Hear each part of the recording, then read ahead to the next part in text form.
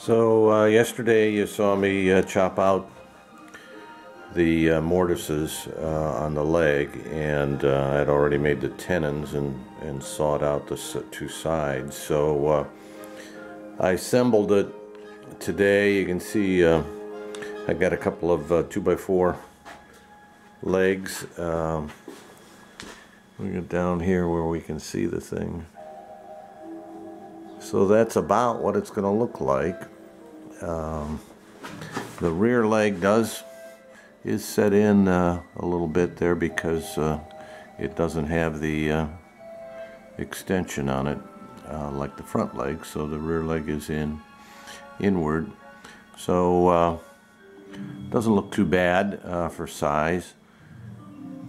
And now I'm going to make a piece of a top to match the two corner curves here on this side, and it'll be the actual depth. So we'll see what it looks like with the top piece on it. So that's coming next. So I made a template of the outer edge for the tabletop, and glued up a couple pieces of poplar here and traced the template on it. So now I'm going to cut it out on the bandsaw, and we'll see how well it matches the apron sides. So I'll cut it out next. So here we have the prototype, and we've got the partial top on it. We'll get down here a little closer. The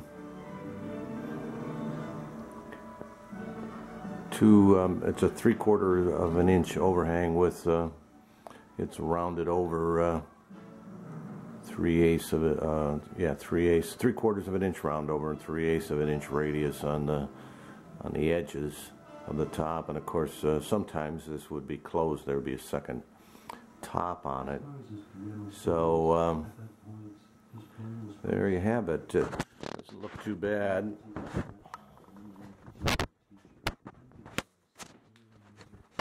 I kind of like it. It matches up pretty well. And so the top is 16 3/4 inches, which means the other top would be 16 3/4 of an inch, which would make the 33.5 inch wide top, which of course that's what the front is, 33.5 inches. So we'll ponder on it a little bit, but I think we're ready to dive into the next step.